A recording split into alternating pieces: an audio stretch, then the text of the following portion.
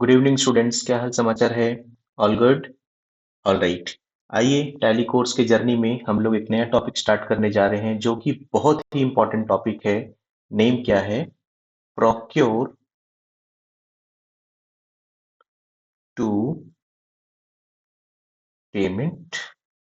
और second topic का नाम है ऑर्डर टू कैश। ठीक है, इन टॉपिक्स को बहुत ध्यान से समझिएगा। ये टॉपिक प्रैक्टिकल लाइफ के हिसाब से लिटरली बहुत इंपॉर्टेंट है। ठीक है, मैं आपको एक सिचुएशन में डालता हूं और उसके हिसाब से आप मुझे बताइए कि आप उस सिचुएशन में कैसे कैसे डील करेंगे।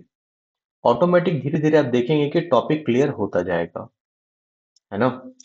तो मैं आपके लिए यहां पर हिंट के तौर पे लिख देता हूं, प्रोक्योर टू पे का एक्चुअल मीनिंग है प्रोडक्ट को परचेज करना। ठीक है, सेल होते हुए लास्ट में पेमेंट करने का प्रोसेस। ठीक है, और ऑर्डर टू कैश का मतलब है सेल्स ऑर्डर, मतलब कस्टमर से ऑर्डर रिसीव करना और वहां तक सेल करते हुए और कस्टमर से पैसे रिसीव करना। तो टेक्निकल ये हो गया परचेज का प्रोसेस और ये हो गया सेल्स का प्रोसेस। एकदम ठीक है। अब मैं बोलता हूं कि कोई भी एक सुपरमार्केट अगर आप पकड़ लें, जिनको प्रोडक्ट अगर परचेज करने होते हैं, तो सबसे पहले वो क्या करता होगा? सबसे पहले वो रेडी करता होगा अपने प्रोडक्ट का लिस्ट कि भाई हमें क्या क्या परचेज करनी है। उस प्रोडक्ट का लिस्ट परचेज करने प्रिपेयर करने के बाद में क्या क्या प्रिपेयर करते होंगे, सोचो जरा सा। एक कहीं ना कहीं डॉक्यूमेंट बनता होगा जिसमें प्रोडक्ट के कोड लिखे जाते होंगे, उनकी रिक्वायर्ड क्वांटिटीज लिखी जाती होंगी, कितना कितना क्वांटिटी परचेज करना है। और ये पूरी लिस्ट उठा करके परचेजर कंपनी अपने सप्लायर कंपनी को देती होंगी कि भाई देखो, मुझे ये प्रोडक्ट इतना इतना क्वांटिटी में चाहिए, तुम मुझे बताओ कि क्या क्या प्राइस ऑफर कर रहे हो। एकदम ठीक। एक मिनट बस। हाँ। हम्म। हाँ, तो तुम मुझे क्या प्राइस ऑफर कर रहे हो। ठीक। तो ये जो वाउचर बना करके, डॉक्यूमेंट बना करके एक परचेजर कंपनी अपने सप्लायर कंपनी को देती है ना, दैट इज कॉल्ड। अभी भूल जाइए ये टॉपिक क्या बोल रहा है, ये टॉपिक क्या बोल रहा है, एकदम भूल जाइए। जैसे 2 4 10 मिनट बीतेगा, 15 मिनट बीतेगा, आप अपने आप पाएंगे कि टॉपिक क्लियर हो चुका है। आप मेरे साथ बस फ्लो में बने रहें। तो जो डॉक्यूमेंट बना, डॉक्यूमेंट का नाम क्या है? Purchase requisition. ठीक है, परचेज रिक्विजिशन। परचेज रिक्विजिशन का मतलब क्या? इंक्वायरी करना, प्रोडक्ट के लिए इंक्वायरी करना। ठीक है, कि मुझे ये प्रोडक्ट चाहिए, इतनी इतने क्वांटिटीज में चाहिए, आप मुझे बताएं कि आप मुझे क्या प्राइस ऑफर करेंगे। ठीक। अब जब सप्लायर कंपनी के पास में ये डॉक्यूमेंट पहुंचेगा तो सप्लायर कंपनी क्या करेगा? उसमें एक लाइक डिटेल्स ऐड करेगा। ऑफ कोर्स उसके वाउचर में नहीं, उसके लिए वो खुद से अपना डॉक्यूमेंट रेडी करेगा। लेकिन वो करेगा क्या? वो प्रोडक्ट का क्वांटिटी जहां पर होगा उसके सटे लाइक कॉलम में एक नया कॉलम इंसर्ट करेगा और वहां पर प्राइस कोट करेगा कि हम आपको ये प्रोडक्ट इतने इतने क्वांटिटीज ये प्राइस पर ऑफर करेंगे। और वो डॉक्यूमेंट सप्लायर कंपनी जब परचेजर कंपनी को देता है, दैट इज कॉल्ड कोटेशन। ठीक। अब कोटेशन रिसीव करने के बाद purchaser company will decide that whether we have to purchase the product और नॉट। मानते होंगे इस बात को? अगर परचेजर कंपनी को लाइक सप्लायर कंपनी का जो प्राइस है ना, हो सकता है सप्लायर कंपनी कुछ ट्रेड डिस्काउंट्स वगैरह का ऑफर दिया हो, तो अगर वो पसंद आता है तो purchaser company will have to say yes, we are ready to purchase.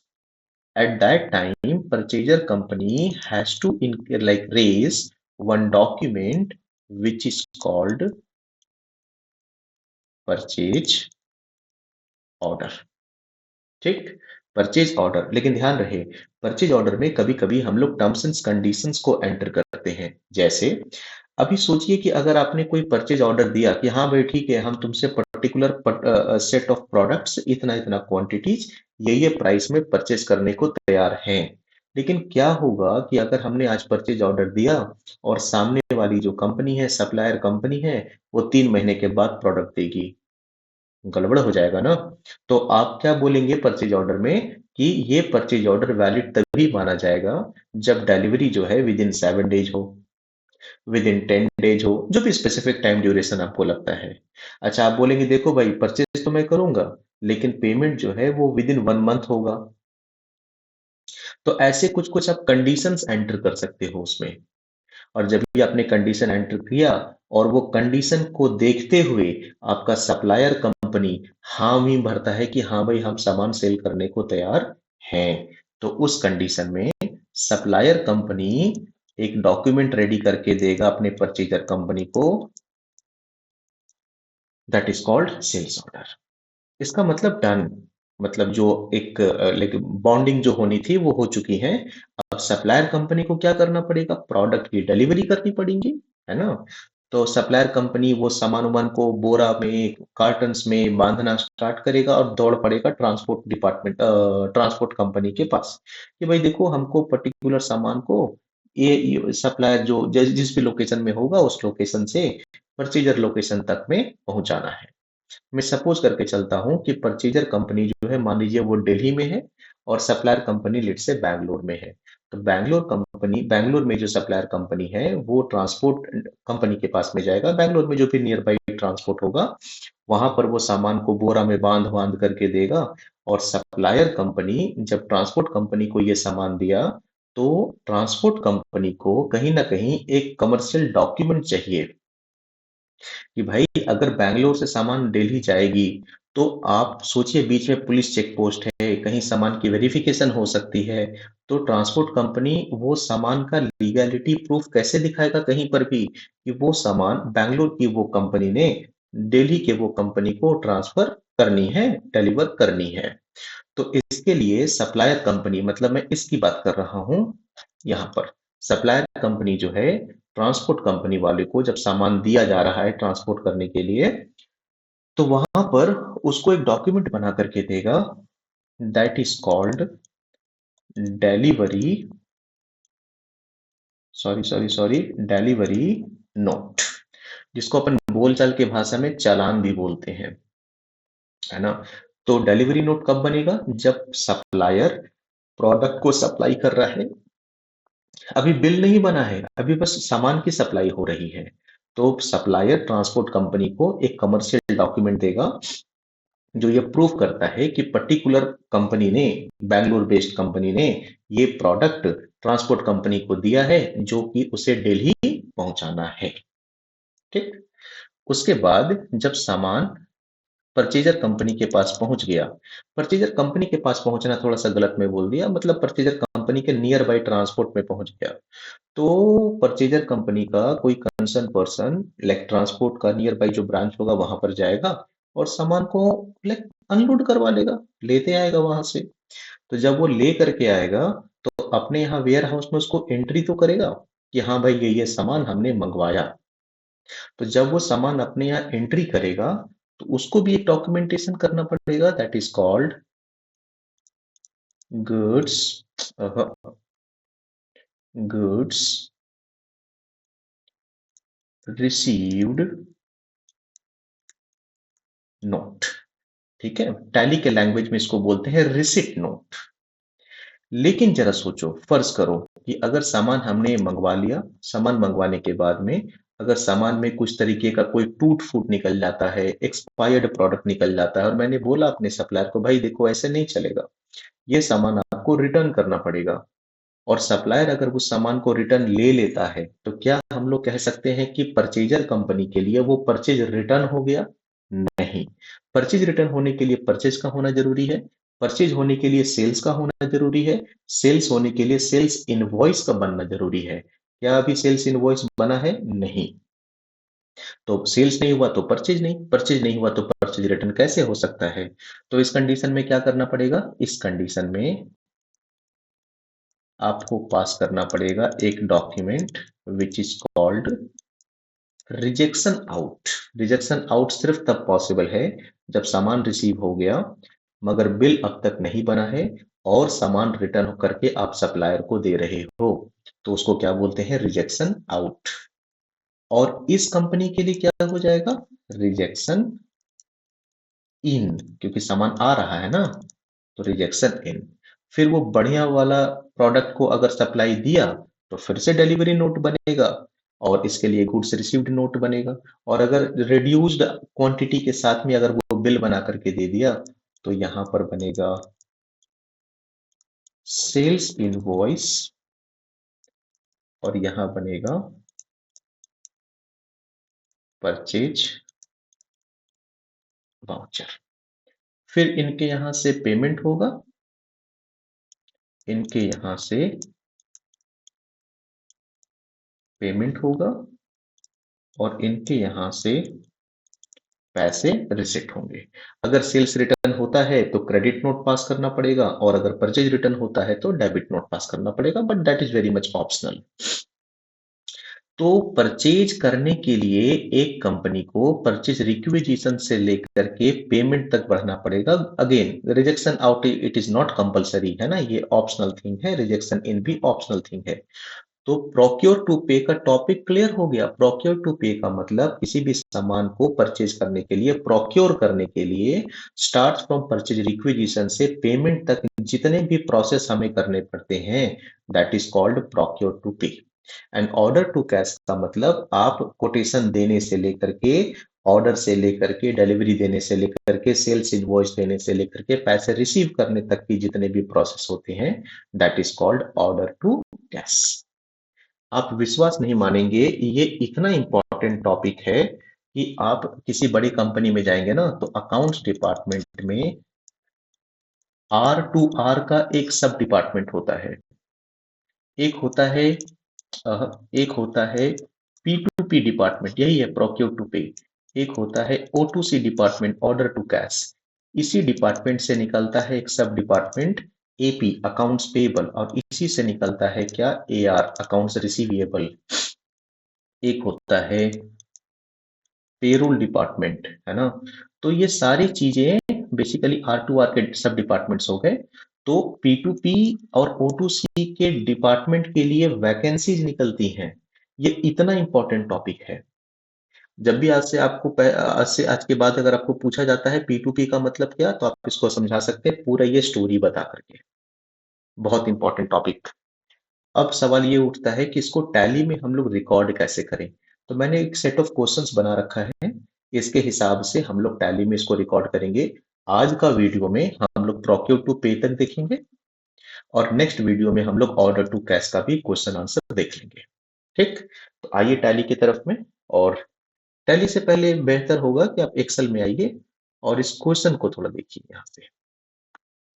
ठीक है, यहाँ से इस क्वेश्चन को देखना स्टार्ट करिए और एक एक करके हम लोग डेटा को फीड करेंगे और अपने आप पाएंगे प्रोक्योर टू पे एकदम हैंड्स ऑन एक्सपीरियंस आपके पास आ चुका है।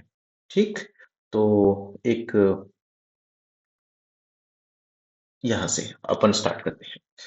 यहाँ पर बोलता है, अच्छा एक चीज हमने ना लिखी है, बेसिकली हमने आपको पढ़ाया यहाँ पे परचेज रिक्विजिशन से। अगर आप ध्यान से इसको देखेंगे तो हमने क्या लिखा? सबसे पहले परचेज रिक्विजिशन, यहाँ पर क्या लिखा हमने? कोटेशन।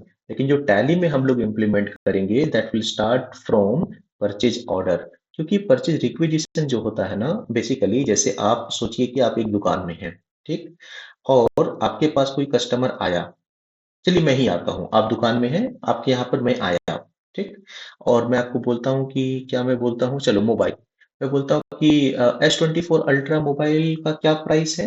मैंने पूछा आपसे, राइट। तो जब भी मैंने आपसे पूछा तो आपको नहीं लग रहा है ये परचेज रिक्विजिशन हो गया? Of course yes, right. तो परचेज रिक्विजिशन हुआ। अंतर इतना है कि मैंने अभी आपसे लाइक मौखिक तौर पे पूछा और प्रैक्टिकल लाइफ में अकाउंट्स में सारी चीजें डॉक्यूमेंटेड होती हैं। ठीक, तो जब मैं आपसे पूछा तो इसका मतलब हुआ क्या कि one on one boundation create हुआ कि नहीं हम परचेज करेंगे ही करेंगे, आप सेल हमको करेंगे ही करेंगे? बिल्कुल नहीं। मैं आपसे पूछा हूँ, आप मुझे बताए हो, मैं 10 दुकान से पूछ रहा हूँगा, आप 10 कस्टमर्स को बता रहे होंगे।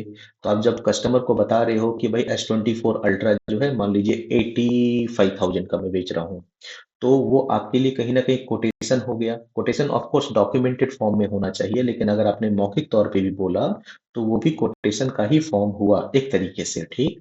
तो कोटेशन और परचेज रिक्विजिशन कहीं पर भी ये बाउंडेशन क्रिएट नहीं करता है कि हमें परचेज करना ही करना है और आप सेल करेंगे ही करेंगे।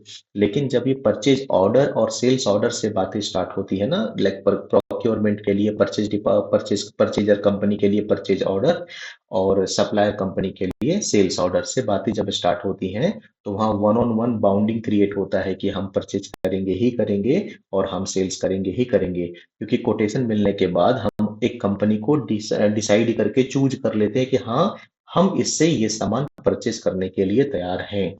इसलिए इन जनरल आपको नॉर्मल छोटे छोटे सॉफ्टवेयर्स में या मीडियम साइज सॉफ्टवेयर्स में मैटर परचेज ऑर्डर से ही मिलेगा, ठीक है, और उधर आपको सेल्स ऑर्डर से मिलेगा। Of course there are some softwares like SAP, there you will find that the thing starts from purchase requisition itself, है ना। पर ठीक है, हम लोग परचेज ऑर्डर से देखेंगे क्योंकि टैली में यहीं से वाउचर हमारे पास में है। तो सबसे पहले परचेज ऑर्डर में अगर आपको जाना है तो आपको वाउचर मोड में जाना पड़ेगा। आ गए आप। आने के बाद में यहाँ पर आप अदर वाउचर्स में जाएंगे, क्योंकि आपको बाय डिफॉल्ट कितने वाउचर्स मिल रहे हैं यहाँ पर अगर आप देखें तो contra, payment, receipt, journal, sales, purchase. Extra अगर आपको कोई चीजें एनेबल करनी है तो आप कहाँ जाएंगे, अदर वाउचर्स में। जाने के बाद यहाँ पे आप जाएंगे शो इनएक्टिव में, और जो जो वाउचर्स आपको एनेबल करने हैं वो वाउचर आप एनेबल कर लेंगे। यहाँ पर आप जाएंगे परचेज ऑर्डर में, एंटर करेंगे, एंटर करेंगे। देखो परचेज ऑर्डर निकल करके आ गया। अब सबसे पहले यहाँ पर परचेज ऑर्डर में क्या पूछता है, देखो जरा सा। और नहीं तो ऐसा करो, यहाँ पर अदर वाउचर्स में जा करके और इसके लगे हाथ में और जो चीजें हैं उसको मैं एक्टिवेट कर ही लेता हूँ P2P के लिए। परचेज ऑर्डर करने के बाद क्या होगा, सामान हमारे पास आएगा। सामान हमारे पास में आएगा तो हम एंट्री कहाँ करेंगे, गुड्स रिसीव्ड नोट। टैली के लैंग्वेज में क्या बोलते हैं, रिसिप्ट नोट। एक्टिवेट करेंगे इसको, हो गया। फिर अदर वाउचर्स में जाएंगे। अगर रिजेक्शन होता है तो हम लोग रिजेक्शन आउट में जाएंगे, रिजेक्शन आउट, एंटर करेंगे, एंटर करेंगे, ठीक। चलो, इसके बाद में अब एक एक करके क्वेश्चन को हम पढ़ना स्टार्ट करते हैं। यहाँ बोलता है कि सेंड अ परचेज ऑर्डर। हम लोगों ने एक ऑर्डर सेंड किया। ये प्रोडक्ट देखिए, यहाँ जो लिखा है ना model number is actually the product. और जो कीबोर्ड हमने लिखा है that is nothing but a group. ये कीबोर्ड है, वो माउस है, वो लैपटॉप है, वो ये है, वो है, वो है ना। लेकिन जो प्रोडक्ट एक्चुअली डिफाइन होगा वो किससे डिफाइन होगा, मॉडल नंबर से। एकदम क्लियर। तो बोलता है send a purchase order, order number, her document का एक डॉक्यूमेंट नंबर होना कंपलसरी है। ये एकदम दिमाग में सेट कर लीजिए। आप एक बस से भी ट्रैवल करते हैं ना, तो बस के टिकट में टिकट का नंबर होता है। आप सिनेमा देखने जाते हैं ना, तो वहां पर भी टिकट में टिकट का नंबर होता है। तो कोई भी ऐसा डॉक्यूमेंट, कोई भी ऐसा वाउचर जिसमें सीरियल नंबर ना हो, वाउचर का रेफरेंस नंबर, वो पॉसिबल नहीं है। तो परचेज ऑर्डर में कौन सा नंबर होगा, ऑर्डर नंबर होगा। तो हमने एक रेफरेंस एक रैंडम बेसिस पे ले रखा है, दैट इज ABC/ORD/001। एबीसी एक कंपनी का नाम हो सकता है, चूंकि ये ऑर्डर से रिलेटेड वाउचर है तो ORD हमने ले लिया, और रेफरेंस नंबर 001 हमने ले लिया, ठीक है। तो अभी इसको हम लोग यहाँ पर एंटर करेंगे। कंपनी का नाम क्या है, देखो XYZ लिमिटेड। तो आप यहाँ पर आइए परचेज ऑर्डर में। मैं शॉर्टकट यूज करूँ क्या, थोड़ा चलेगा, Ctrl+F9 is the shortcut to go to purchase order, ठीक है। यहाँ पर पार्टी का नाम पूछ रहा है, पार्टी का नाम है ही नहीं हमारे पास अभी। तो हम लोग यहाँ पर क्रिएट कर लेंगे। क्या पार्टी का नाम था, XYZ private limited, should come under sundry creditors, है ना। लेने के बाद आप आगे बढ़ेंगे। अब देखो यहाँ पर बोलता है मोड या टर्म ऑफ पेमेंट। अभी आपको अगर याद होगा तो मैंने बताया था कि जब भी आप परचेज ऑर्डर करेंगे तो आपको अपना लाइक कंडीशंस रखना है ना। तो एक बोलता है mode and term of payment, कैसे पेमेंट दोगे भाई, हो सकता है बाई चेक, है ना। आपको बोला टर्म ऑफ डिलीवरी, कितने दिन के भीतर डिलीवरी हो जानी चाहिए, मान लो विद इन 10 डेज, है ना। फिर बोलता है डिस्पैच थ्रू, ये अभी आपको मालूम नहीं होगा, लेकिन जब सामान आएगा उस समय तक मालूम चल चुका होगा, क्योंकि अभी आप सिर्फ परचेज ऑर्डर कर रहे हो।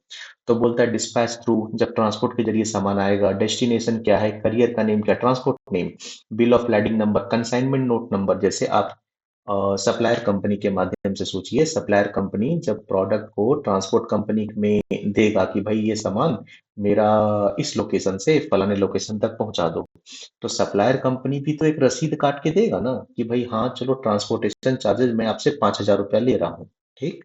तो 5,000 रुपया जब वो ट्रांसपोर्ट कंपनी चार्ज लेगा तो वो जो रसीद देगा, रसीद का नाम हम लोग कॉमर्शियल लैंग्वेज में क्या कहते हैं? Consignment note. तो उसमें जो रेफरेंस नंबर होगा वो रेफरेंस नंबर आपको यहाँ देना पड़ेगा। उसके बाद मोटर व्हीकल नंबर, ट्रक का नंबर आपको देना पड़ेगा, जो कि अभी आप नहीं दे सकते। क्यों नहीं दे सकते? क्योंकि आपको मालूम नहीं कि कौन से ट्रक से सामान आने वाला। अभी तो आप जस्ट परचेज ऑर्डर दे रहे हो, है ना। चलो, आने के बाद में एंटर करेंगे। अब यहाँ पर बोलता है ऑर्डर नंबर। तो ऑर्डर नंबर अभी अगर याद आ रहा होगा तो हमने बनाया था ABC/ORD/001। ये आपको देना पड़ेगा। अच्छा, डेट देखो तो क्या है भाई, डेट हमने मेंशन किया है क्या? नहीं मेंशन किया है, कोई बात नहीं। आप अगर डेट आपके पास होगा तो डेट आप मेंशन करेंगे वहां पर। उसके बाद परचेज लेजर में क्या बनाना पड़ेगा? परचेज अकाउंट, क्योंकि दो अकाउंट हम लोग को चाहिए किसी भी परचेज या सेल्स करने के लिए। तो एक हो गया सप्लायर का नेम, एक हो गया परचेज अकाउंट परचेज के लिए। परचेज अकाउंट किस में जाना चाहिए? अंडर परचेज अकाउंट एंटर करेंगे, यहां तक पहुंच गए। अभी आइटम का नाम एक एक करके आपको बनाना पड़ेगा। मैं यहाँ पर एक आइटम इसको ले लेता हूँ, यहां से लेकर के यहां तक। और नहीं तो ऐसा करो ना, पूरी की पूरी लिख ही देता हूँ आपको मैं। Stock summary, sorry, stock group and stock category बनाने के टाइम में मैंने आपको बता रखा है कि आपको कैसे प्रोडक्ट को डिटेल्स में डालना है। आप उस केस में क्या करते, वहां यहाँ डालते नेम में सिर्फ आइटम का नाम, और ग्रुप में क्या डालते? कीबोर्ड। ठीक है, कैटेगरी में डाल सकते थे इलेक्ट्रॉनिक्स। ऑलरेडी हमने लास्ट वाले सेशन में बता रखा है। अभी चूंकि मेरा फोकस यहाँ पर P2P पे है, इसलिए मैं डायरेक्टली वहां पर प्रोडक्ट में पूरा का पूरा नाम डाल दे रहा हूँ। ठीक बात है। यहाँ पर आप क्या लेंगे? पीसेस। क्योंकि देखिए एक वीडियो में सारी चीजें बतानी पॉसिबल तो नहीं है ना। जो चीजें ऑलरेडी हमने बता रखी है उस पर ज्यादा फोकस करने का कोई लॉजिक अभी नहीं बनता है। क्वांटिटी कितने हैं भाई? 50 पीसेस 100 के प्राइस से। 50 पीसेस 100 के प्राइस से। फिर आएंगे दूसरा प्रोडक्ट, लिखिए यहाँ पर। दूसरा प्रोडक्ट क्या है? माउस। ठीक। इसको भी यहाँ पर पीसेस लेंगे, और यहाँ पर ये क्या क्वांटिटी है? 100 पीसेस 50 कैरेट से। ठीक है, 100 पीसेस 50 कैरेट से। उसके बाद तीसरा प्रोडक्ट एक शायद मॉनिटर था, हाँ ये हो गया।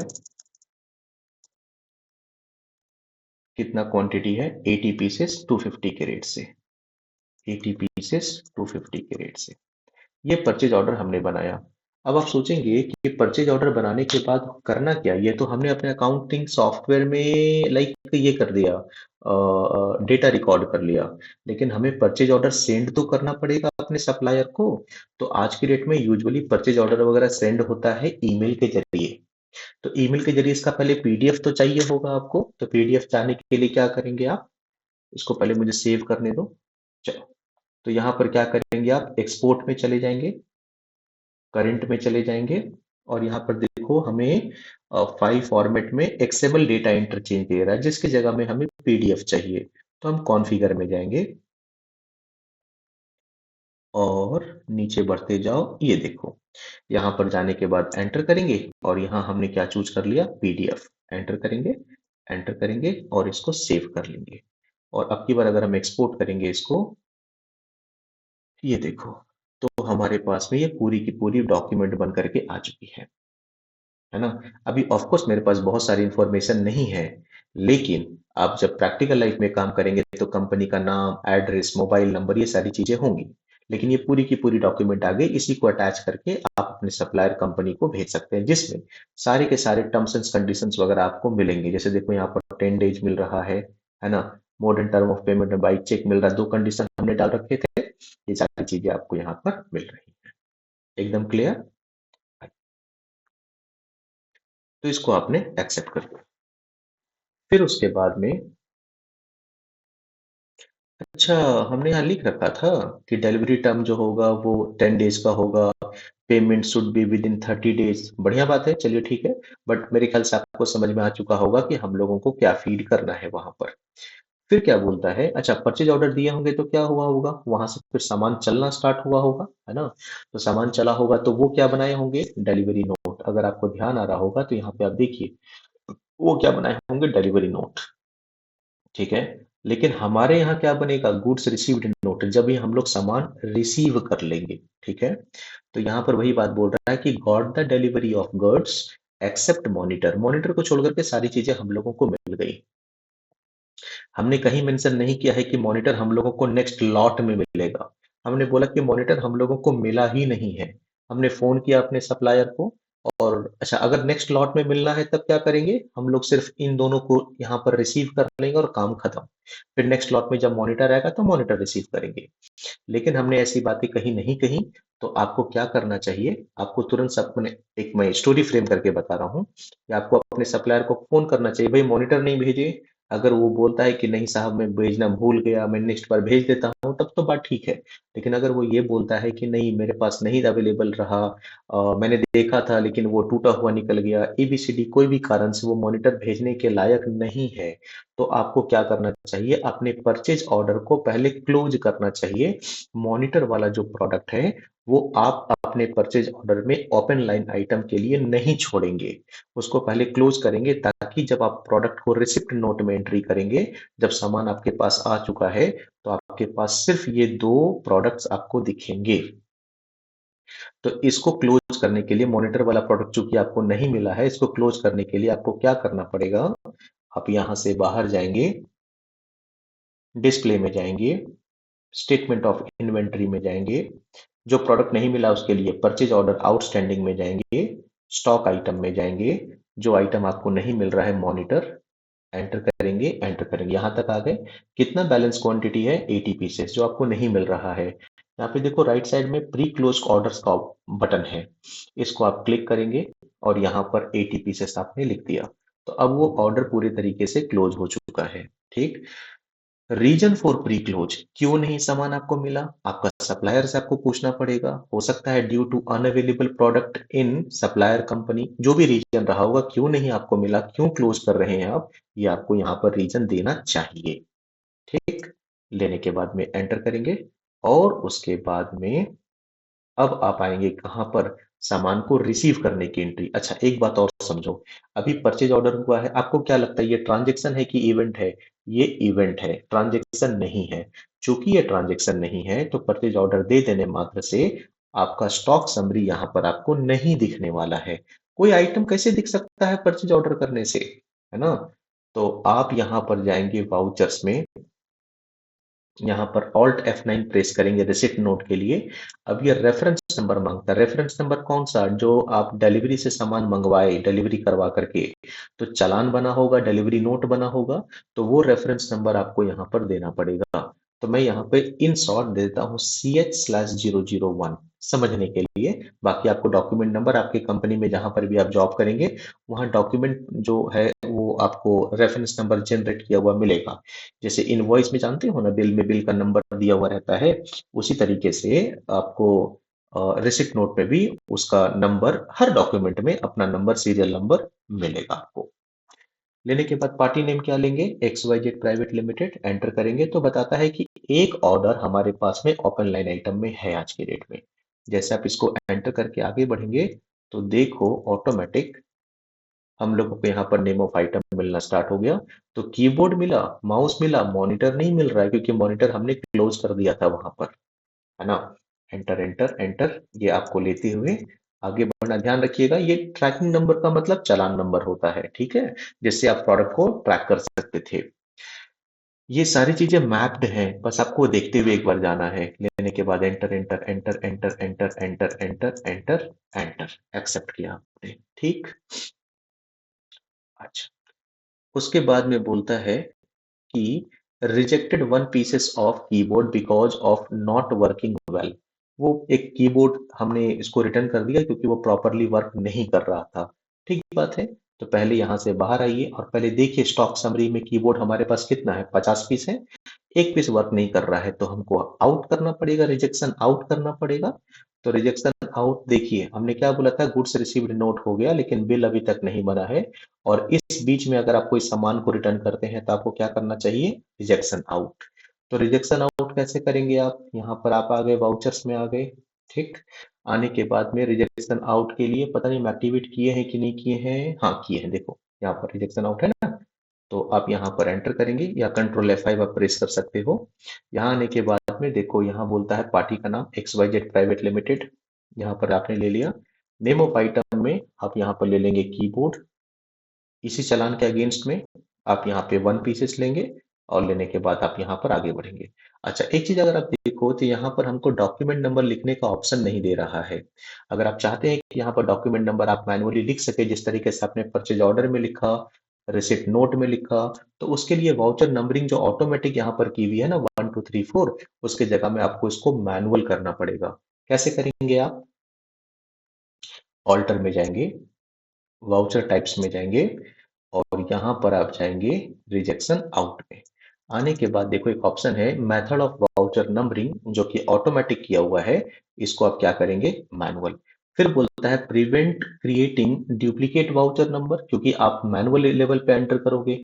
अगर कहीं आपने एक ही वाउचर नंबर को मल्टीपल टाइम्स रिकॉर्ड कर लिया, लिख लिया, तो आपको सॉफ्टवेयर रोकेगा कि नहीं रोकेगा, ऑफ कोर्स रोकेगा। तो उसके लिए आपने इस सेटिंग को यस कर लिया, क्योंकि सेम वाउचर नंबर रिपीट नहीं होना चाहिए।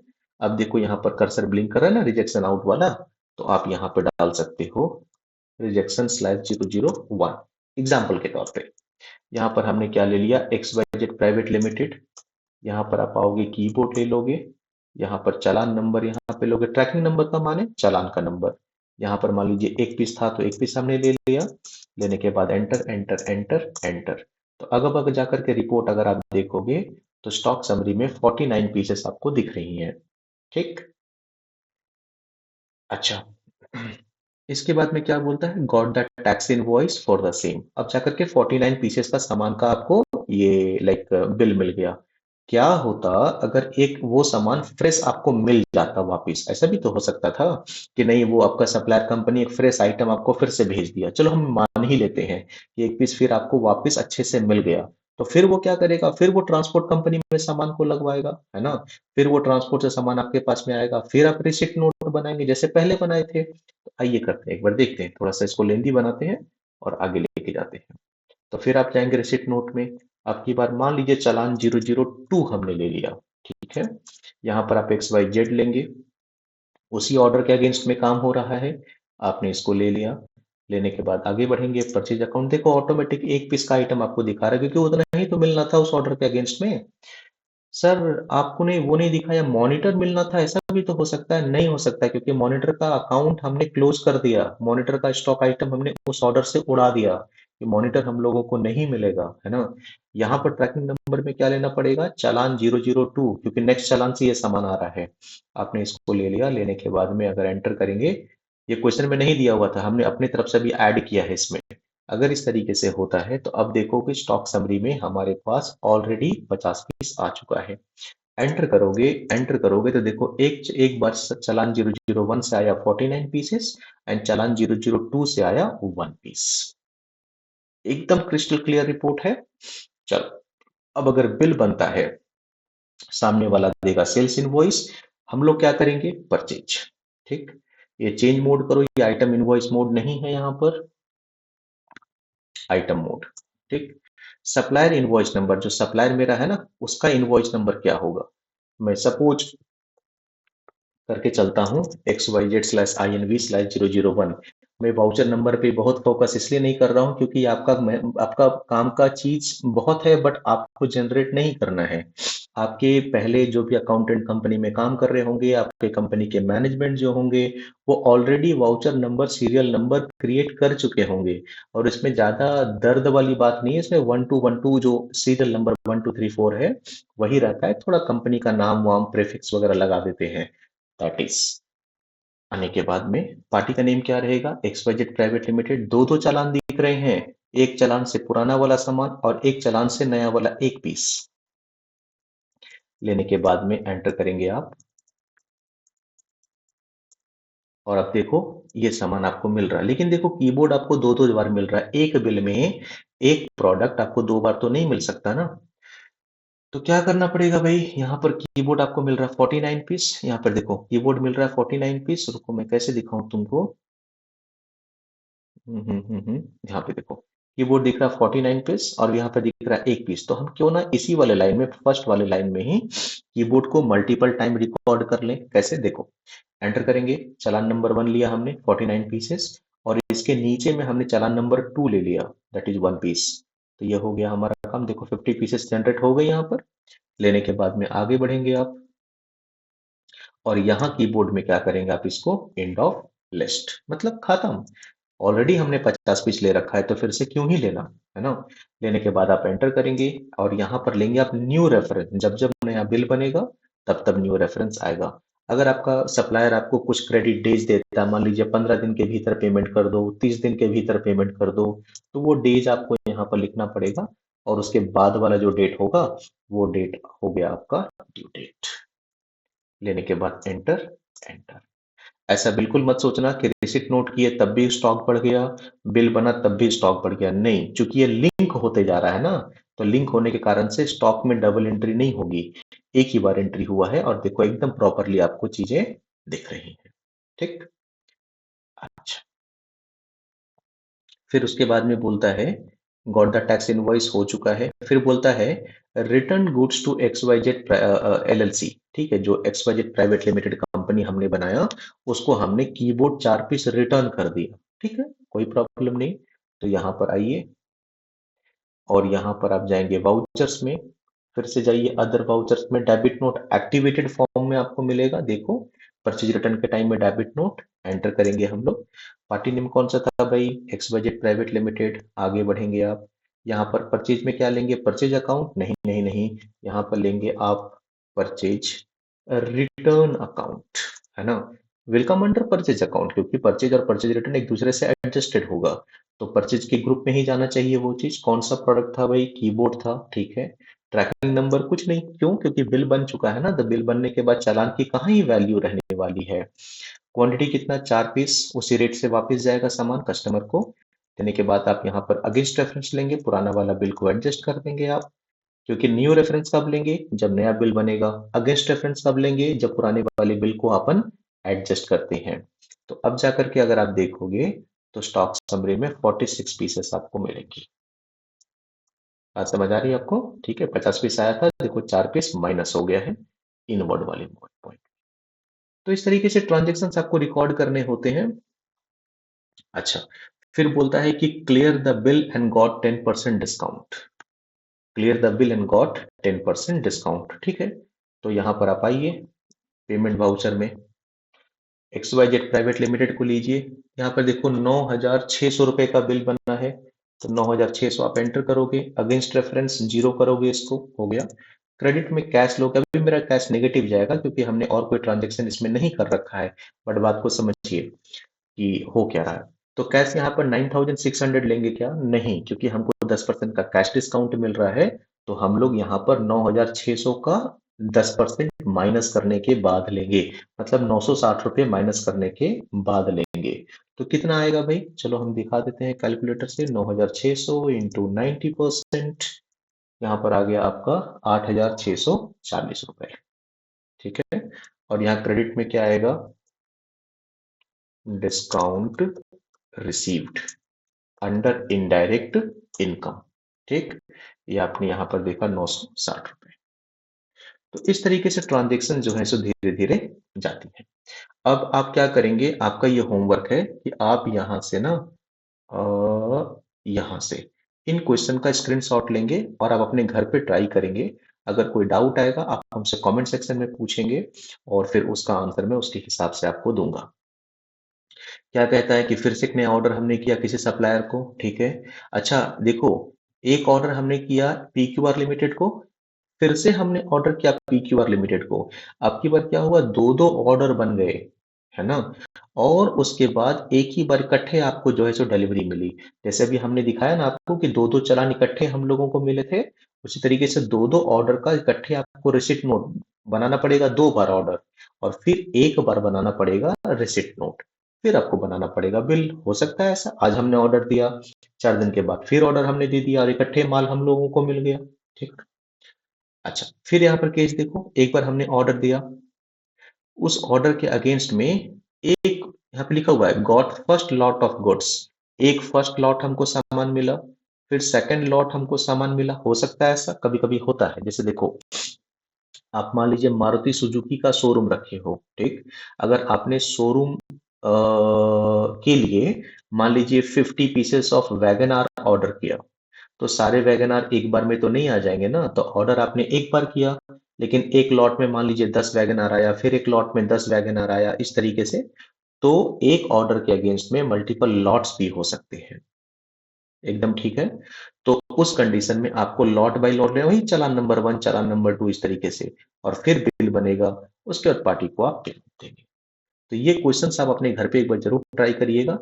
कैसा समझ में आया, आप हमें ये भी बताइए। कोई डाउट है वो भी बताइए। अगर वीडियो अच्छा लगा है तो लाइक जरूर वीडियो को करिएगा। ये एक तरीके का मोटिवेशन होता है एक टीचर के लिए। बने रहिए इसी सीरीज में। कोई और अगर आपको और टॉपिक के बारे में जानकारी चाहिए, आप वो भी बताइए। उस टॉपिक के बारे में आप लोग वीडियो देखेंगे। और मिलते हैं नेक्स्ट वीडियो में O2C असाइनमेंट के साथ में। All right, good day dear, bye bye.